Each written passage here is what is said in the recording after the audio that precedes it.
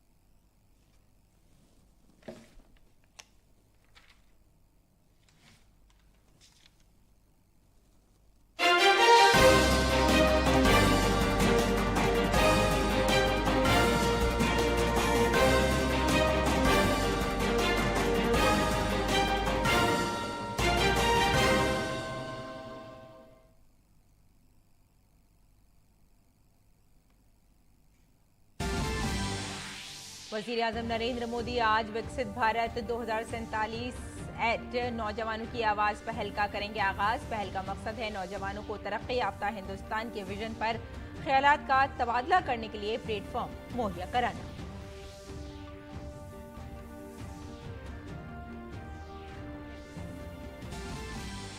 मध्य प्रदेश में बीजेपी कानून साज पार्टी लीडर मुंतखब करने के लिए 9 मुंतखब एमएलएज आज शाम भोपाल में करेंगे मीटिंग। मरकजी मुजाहिदीन की मौजूदगी में रियासत के नए वजीर आला का हो सकता है ऐलान। कल राजस्थान में भी होगी बीजेपी कानून साज पार्टी की मीटिंग।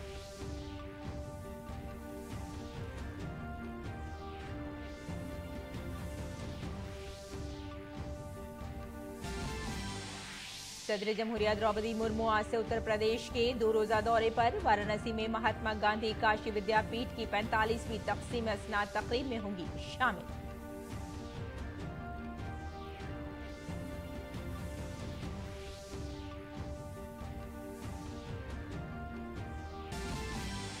जम्मू कश्मीर से आर्टिकल 370 को हटाने के मरकजी हुकूमत के फैसले के खिलाफ दायर दरख्वास्तों पर सुप्रीम कोर्ट की 5 जजों की आईनी बेंच आज सुनाएगी अपना फैसला।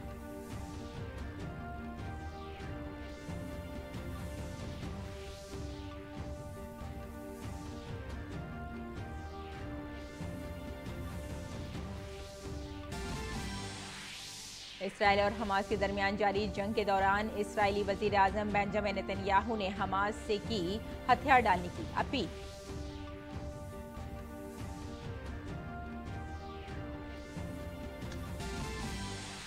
मरकजी वजीर खेल अनुराग सिंह ठाकुर आज दारुल हुकूमत नई दिल्ली में पहले खेलो इंडिया पैरा गेम्स का बाजाब्ता करेंगे इफ्तिताह। 17 दिसंबर तक जारी रहने वाले इवेंट में मुल्क भर से 1400 से ज्यादा खिलाड़ी ले रहे हैं हिस्सा।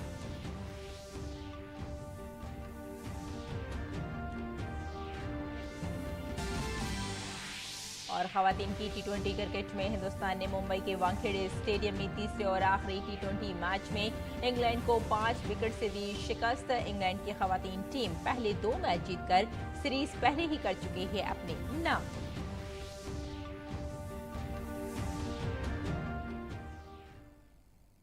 आदाब नाज़रीन, खबरनामे में आपका इस्तकबाल है। मैं हूं आपके साथ रेशमा फारूकी। आइए तफसील से आप खबरों पर नजर डालते हैं।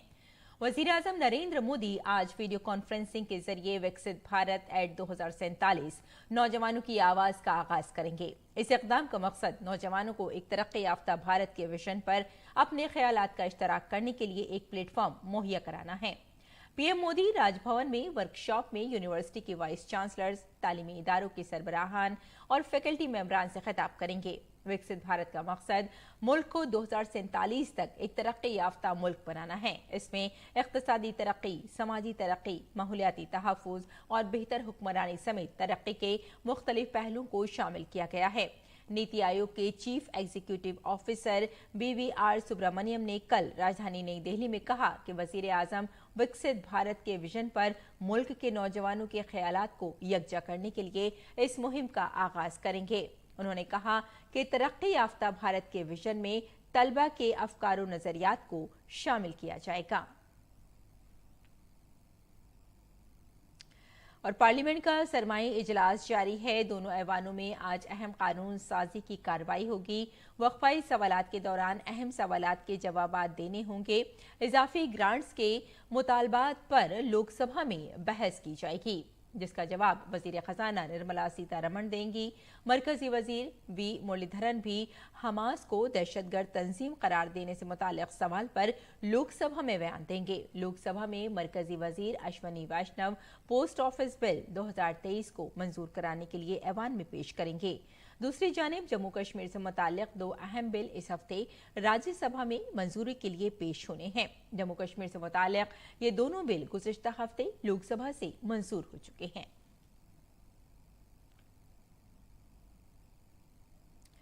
मध्य प्रदेश में बीजेपी के नौमुंतखब एमएलए आज भोपाल में पार्टी की कानून साज पार्टी के लीडर के इंतखाब के लिए मीटिंग करेंगे। इसमें रियासत के नए वजीर आला का ऐलान हो सकता है।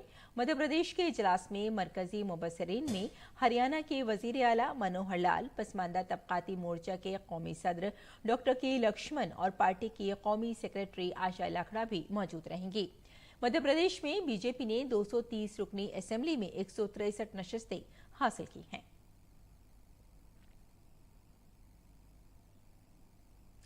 छत्तीसगढ़ के नए वजीर आला विष्णुदेव साय 13 दिसंबर को अपने ओहदे का हलफ लेंगे। कल कानून साज पार्टी का लीडर मुंतखब होने के बाद उन्होंने गवर्नर के सामने हुकूमत बनाने का दावा पेश किया। वजीर आजम नरेंद्र मोदी समेत मरकजी सतह के कई वुज़रा और लीडरान हलफ बर्दारी की तकरीब में शिरकत कर सकते हैं। बीजेपी के रियासती सदर अरुण साउ ने कहा कि हलफ बर्दारी की तकरीब के लिए पीएम मोदी को दावतनामा भेजा गया है। वजीर आला बनते ही विष्णुदेव साय ने किसानों के लिए बड़ा ऐलान किया और कहा कि धान का 2 साल का बकाया बोनस 25 दिसंबर को दिया जाएगा। विष्णुदेव साय ने मजीद कहा कि वो पूरी ईमानदारी के साथ सबके एतमाद पर पूरा उतरने की कोशिश करेंगे और मोदी की जमानत में छत्तीसगढ़ के लोगों से जो वादे किए गए हैं वो पूरे किए जाएंगे। उन्होंने कहा कि पहला काम 18 लाख अफराद को घर फराहम करना होगा।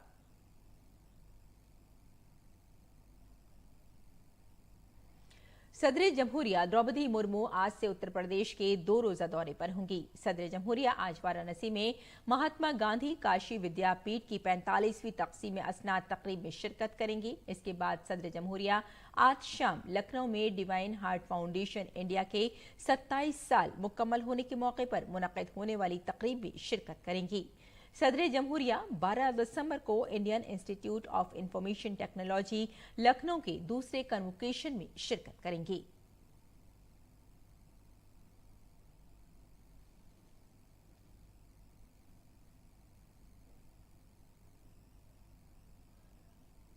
सुप्रीम कोर्ट की 5 जजों की आईनी बेंच आर्टिकल 370 के तहत जम्मू कश्मीर से मुताल्लिक़ खुसूसी दफात को मनसूख करने के मरकज के 2019 के फैसले के खिलाफ दायर दरख्वास्तों पर आज अपना फैसला सुनाएगी।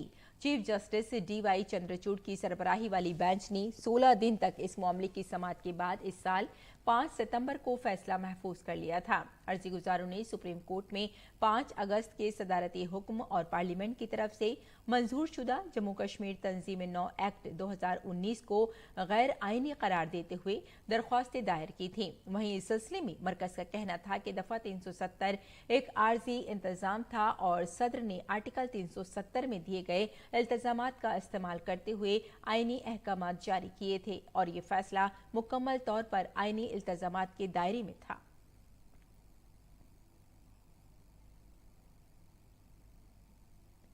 वजारत खारजा ने कहा है कि खुफिया मेमो की रिपोर्ट्स फर्जी और मुकम्मल तौर पर मनगढ़ंत हैं और ऐसा कोई मेमो जारी नहीं किया गया है। वजारत खारजा के तर्जुमान अरिंदम बागची ने इन रिपोर्ट्स पर मीडिया की सवालात के जवाब में कहा कि वजारत ने शुमाली अमरीका में भारतीय मिशनों को खालिस्तानी दहशतगर्द हरदीप सिंह नज्जर के खिलाफ ठोस इकदाम करने के लिए एक मेमो भेजा है। अरिंदम बागची ने कहा कि ये भारत के खिलाफ मुसलसल प्रोपेगेंडा मुहिम का हिस्सा है। ये कोई मेमोरेंडम नहीं है, ये पाकिस्तान की खुफिया एजेंसी का फैलाया हुआ एक झूठ है। उन्होंने जोर देकर कहा कि जो भी ये फर्जी खबरें फैला रहा है वो सिर्फ इसकी अपनी साख पर सवाल उठा रहा है।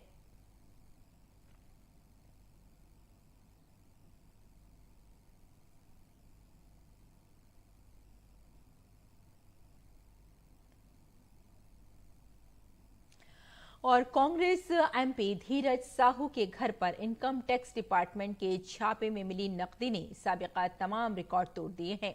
कई दिनों से नोटों की गिनती जारी है। नोट गिनने की मशीनें थकने लगी हैं। बीजेपी ने करप्शन की इस गैर कानूनी आमदनी के सिलसिले में सोनिया गांधी और राहुल गांधी की खामोशी पर सवाल उठाए हैं। वहीं कांग्रेस भी दिफाई मोड में नजर आ रही है। जराये के मुताबिक गैर कानूनी कमाई के नोटों की ये गिनती 400 से 500 करोड़ रुपए तक पहुंच सकती है। आइए जानते हैं इस मामले की पूरी तफसील। बदनवानी के खिलाफ जीरो टॉलरेंस की पॉलिसी के तहत एजेंसियां मुसलसल क्रैकडाउन करने की कोशिश कर रही हैं। कांग्रेस के धीरज साहू, जो कभी नोटबंदी की सख्त मुखालफत करते थे, अब महकमा इनकम टैक्स के निशाने पर हैं। गुज़िश्ता चंद दिनों की कार्रवाई में अब तक कई सौ करोड़ रुपए जब्त किए जा चुके हैं। नोटों की गिनती का काम अभी जारी है, जिसका हिस्सा 400 करोड़ रुपए तक पहुंच सकता है। ये रकम इतनी है कि नोट गिनने की कई मशीनें नोट गिनने के दौरान टूट गईं। लेकिन कांग्रेस अब अपने लीडर की बदआमालियों से हाथ धो रही है। अपने रुकन पार्लियामेंट के ठिकानों से इतनी बड़ी रकम की बरामदगी के बावजूद कांग्रेस उसे धीरज साहू और उनके खानदान का जाती मामला करार दे रही है। सब ये लोग खानदानी लोग हैं और एक बड़े व्यवसाय के बड़े घराना से इन सारे लोगों का ताल्लुकात है। अब ये जो पैसा है, ये पैसा किस परिप्रेक्ष्य का है, कैसा है, ये तो इनकम टैक्स वगैरह को क्लियर करना चाहिए और जांच करके दूध का दूध पानी का पानी करें। व्यवसाय है, उसमें कोई पार्टी का कोई उसमें लेना देना नहीं ना है। बीजेपी इस मामले पर जानेहाना मौक़िफ़ अपना रही है। राहुल गांधी समेत कांग्रेस के दीगर बड़े लीडरों की खामोशी पर बीजेपी सवाल उठा रही है। बीजेपी के कौमी सदर जेपी नड्डा ने सोशल मीडिया प्लेटफॉर्म एक्स पर लिखा कि भाई, आपको भी और आपके लीडर राहुल गांधी को भी जवाब देना पड़ेगा। ये नया हिंदुस्तान है, यहाँ शाही खानदान के नाम पर लोगों का इस्तेहसाल नहीं होने दिया जाएगा। तुम भागते भागते थक जाओगे, लेकिन कानून तुम्हें नहीं छोड़ेगा। अगर कांग्रेस करप्शन की जमानत है तो मोदी जी करप्शन के खिलाफ कार्रवाई की जमानत है। अवाम से लूटी गई एक एक पाई वापस करनी होगी। जहां पूरी जनता की आंख खुली हुई है, लोग नग्न आंखों से देख रहे हैं कि आज गिनती हो रही है, मशीन खराब हो जा रहा है, दूसरी मशीन आ रही है। ये दुनिया का पहला उदाहरण कांग्रेस ने पेश किया है। जो कांग्रेस आज उसके रक्षक बने हुए उनके सांसद ने, ये दुर्भाग्य है। मैं राहुल गांधी से पूछना चाहता हूं, आपका मित्र, आपका क्लोज एसोसिएट्स, आपका भारत जोड़ो यात्रा का पूरा इंतजाम करने वाले 3 बार राज्यसभा का सदस्य धीरज साहू जी का इतना ब्लैक मनी इनकम टैक्स अधिकार रेड करके पकड़ा है, इस विषय पर आपका मुंह से क्यों बात नहीं निकल रहे? क्योंकि कांग्रेस पार्टी कभी भी भ्रष्टाचार के साथ रहते हैं। झारखंड से कांग्रेस के राज्यसभा मेंबर पार्लियामेंट धीरज साहू के ठिकानों से बरामद होने वाला बेपनाह खजाना देखकर पूरी कौम हैरान रह गई। महकमा इनकम टैक्स ने धीरज साहू के कई मकामात पर बैक वक्त छापे मारे। इसमें सबसे ज्यादा नकदी उड़ीसा के बोलांगीर जिले के सोदापाड़ा में मिली। इसके अलावा संबलपुर और सुंदरगढ़, बोकारो, रांची और कोलकाता में छापे मारे गए, जहां से भारी रकम बरामद हुई है। अब जो नोटों का पहाड़ सामने आया है, वो धीरज साहू के इस दावे से बिल्कुल मुख्तलिफ है कि उन्होंने इंतखाबात के वक्त अपने असासों की मालूमात दर्ज कराई थी। जुमे को वजीर आजम नरेंद्र मोदी ने अपने एक्स हैंडल के जरिए धीरज साहू के ठिकानों से बरामद होने वाली नकदी के बारे में ट्वीट किया था। पीएम मोदी ने लिखा, मुल्क वालों को इन नोटों के ढेर को देखना चाहिए और फिर अपने लीडरों की ईमानदाराना तकरीर सुननी चाहिए। अवाम से जो लूटा गया है, उसका एक एक पैसा वापस करना पड़ेगा, ये मोदी की गारंटी है। Bureau report, DD news Urdu खबरें। आगे बढ़ते हैं। मरकजी वजीर दाखिला अमित शाह ने कांग्रेस एमपी धीरज साहू के घर पर छापे में 200 करोड़ रुपए से ज्यादा की नकदी की बरामदगी पर अपना रद्द-ए-अमल दिया है। अमित शाह ने कहा कि मैं हैरान हूं, आजादी के बाद किसी रुकन पार्लियामेंट के घर से इतनी नकदी बरामद नहीं हुई। अमित शाह ने कहा कि करोड़ों रुपए की नकदी बरामद हुई है, लेकिन इस बदउनवानी पर पूरा INDI इत्तेहाद खामोश है। मुझे तो बड़ा आश्चर्य है, आजादी के बाद किसी भी दल के सांसद के घर से इतनी बड़ी मात्रा में कैश नहीं पकड़ी गई होगी। सैकड़ों करोड़ों रुपए का कैश सांसद के घर से मिलता है और पूरा इंडी अलायंस मौन है इस करप्शन पर। मैं तो पूछना चाहूंगा इनके साथियों को, कांग्रेस का मौन तो हमें समझ में आता है क्योंकि इनकी फितरत ही भ्रष्टाचार की है, परंतु चाहे तृणमूल कांग्रेस हो, चाहे जेडीयू हो, चाहे आरजेडी हो, ये सारे दल डीएमके सहित चुप बैठे हैं। सपा भी चुप बैठी है, कोई रिएक्शन नहीं। हिंदुस्तान आज से नई दिल्ली में world association of investment promotion engineers agencies की 27वीं बैनुल-अक़वामी सरमायाकारी कॉन्फ्रेंस की मेजबानी करेगा। हुकूमत हिंद की कौमी सरमायाकारी की फरोग और सहूलतकारी एजेंसी और world association of investment promotion agency इस कॉन्फ्रेंस का एहतमाम India international convention and expo centre Yashobhoomi New Delhi में कर रहे हैं। ये कॉन्फ्रेंस शोबा बराए फरोग सनत और अंदरूनी तिजारत के तहत अब तक की सबसे बड़ी बैनुल-अक़वामी सरमायाकारी कॉन्फ्रेंस होगी। मरकजी वजीर तिजारत पीयूष गोयल 13 दिसंबर को डिकेड ऑफ एक्शन में तिजारत और सरमायाकारी के किरदार पर कलीदी खुतबा देंगे। वजीर तिजारत Goyal expenses India centre EIC का भी इफ्तिताह करेंगे। इसमें मुख्तलिफ टेक्नोलॉजीज बशमूल वर्चुअल रियलिटी और एगमेंटेड रियलिटी, इंटरैक्टिव टच स्क्रीन और प्रोजेक्शन मीटिंग के जरिए खिदमात, टेक्नोलॉजी और मसनूआत में हिंदुस्तान की बेहतरीन कारकर्दगी को पेश किया जाएगा। हिंदुस्तान में पहली बार बैनुल-अक़वामी सरमायाकारी कॉन्फ्रेंस का इनेकाद किया जा रहा है। इस कॉन्फ्रेंस में 1000 से ज़ायद शुरा, 50 इन्वेस्टमेंट प्रमोशन एजेंसीज, IPA और मुख्तलिफ कसीरुल जहती एजेंसियां शिरकत करेंगी। उत्तर प्रदेश के शहर अयोध्या में अगले साल 22 जनवरी को होने वाले प्राण प्रतिष्ठान की तैयारियां जोरों पर हैं, जिसकी वजह से श्री राम और हनुमान जी के नाम के झंडों की फरोख्त बढ़ गई है।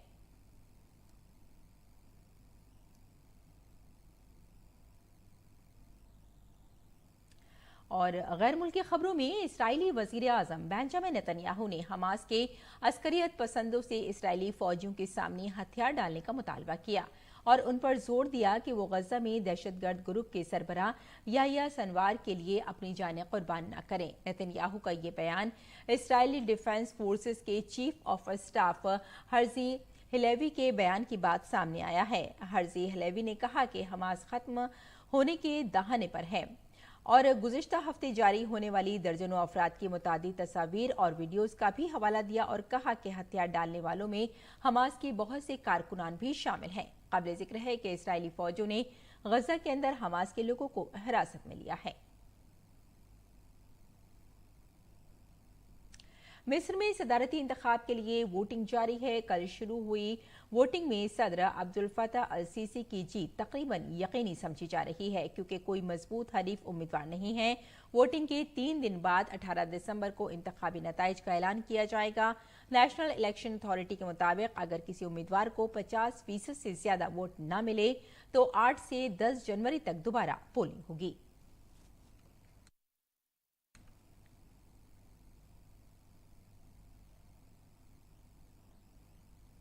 और आइए नाज़रीन अब नजर डालते हैं दिल्ली से शाये कुछ उर्दू अखबारात पर।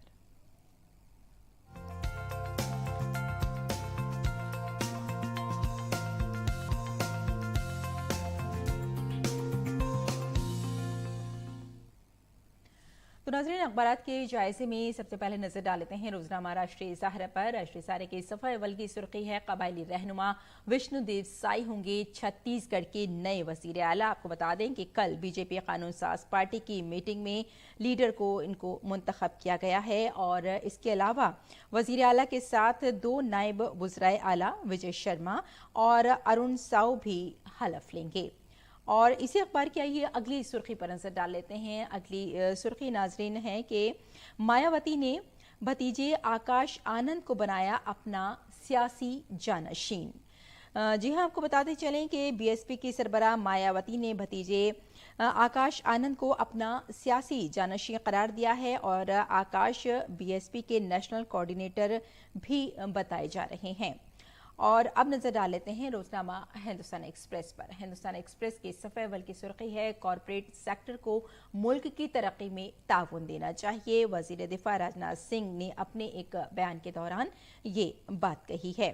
और इसी अखबार की अगली सुर्खी है योगा से मिर्गी के मरीजों को दौरों से मिल सकती है निजात।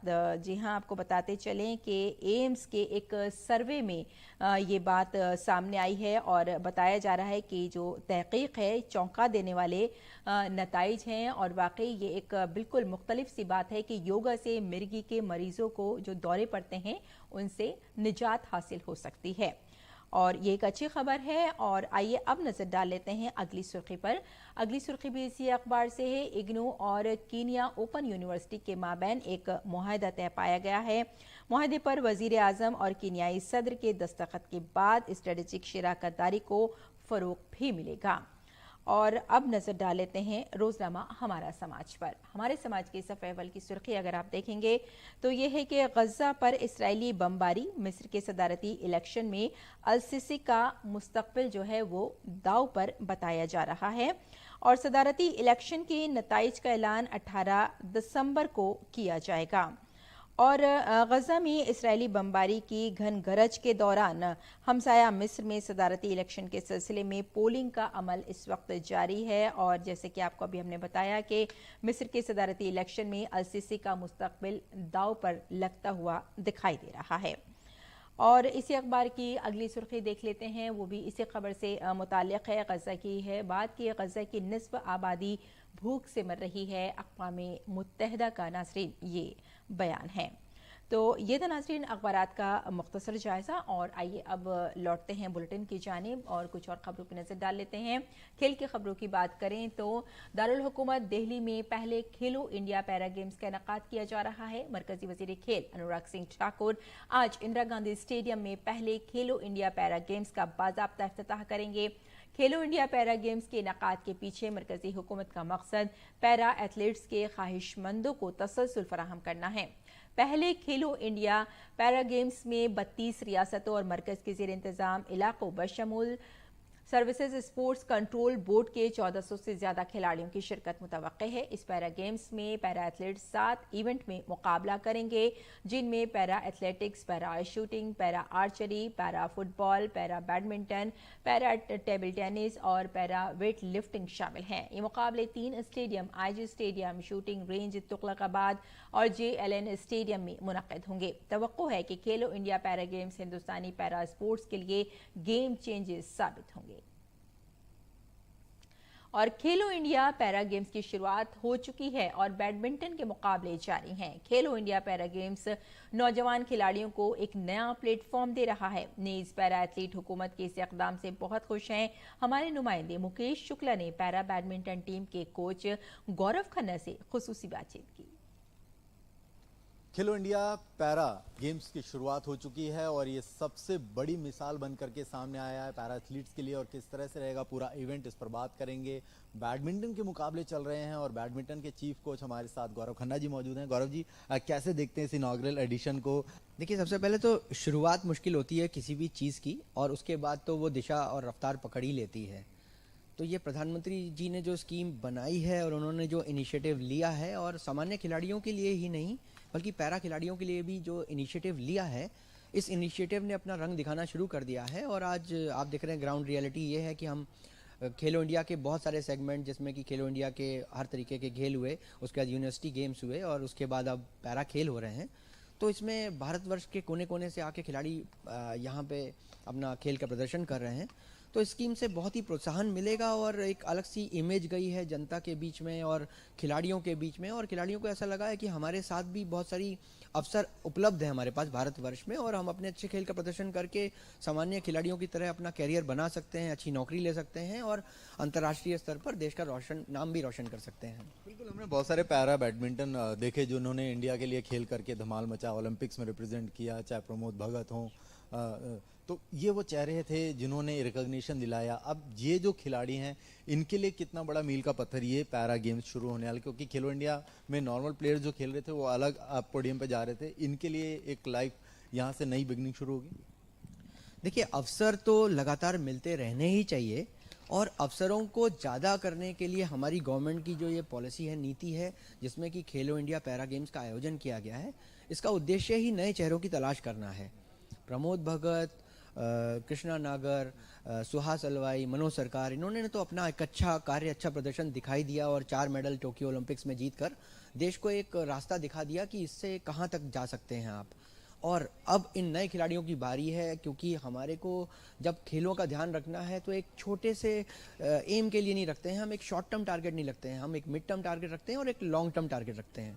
अगर लॉन्ग टर्म टारगेट की बात करें तो 2028 और 2032 और 2036 ओलंपिक्स की बात करेंगे तो हमें नए चेहरों की ज़रूरत है।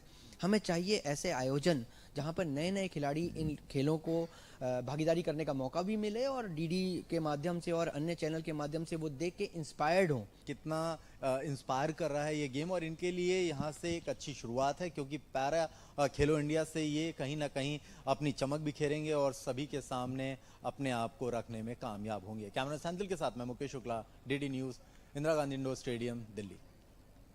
और मुंबई के वानखेड़े स्टेडियम में हिंदुस्तान ने इंग्लैंड को तीसरे और आखिरी टी20 इंटरनेशनल मैच में 5 विकेट से शिकस्त दी थी।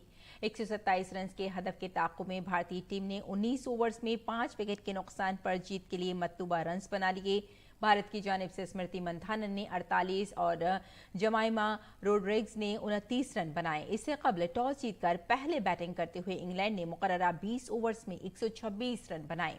ताहम टीम इनिंग्स की आखिरी गेंद पर ऑल आउट हो गई। इंग्लैंड की जानिब से पैथर नाइट ने 52, एमी जोन्स ने 25 और चार्ली डेन ने 16 रन बनाए। श्रियंका पाटिल, साइका इसाक ने 3-3 जबकि अमनजोत कौर और रेणुका सिंह ने 2-2 विकेटें हासिल की। श्रियंका पाटिल को प्लेयर ऑफ द मैच और नेट बर्न को सीरीज का बेहतरीन खिलाड़ी करार दिया गया। इंग्लैंड की टीम ने सीरीज 2-1 से जीत ली। और डरबन में मुसलसल बारिश की बाइस भारत और जनूबी अफ्रीका के दरमियान पहला टी20 मैच मनसूख कर दिया गया। मुसलसल बारिश की वजह से टॉस भी नहीं हो सका। अब दोनों टीमों के दरमियान दूसरा मैच 12 दिसंबर को गाके बरहा में खेला जाएगा। तीसरा और आखिरी मैच 14 दिसंबर को जोहानिसबर्ग में होगा। काबिले जिक्र है कि सूर्या कुमार यादव टी20 सीरीज में हिंदुस्तान की कप्तानी कर रहे हैं, जबकि जनूबी अफ्रीका की कमान एडन मार्करम के हाथ में है। और अब एक नजर मौसम के मिजाज पर।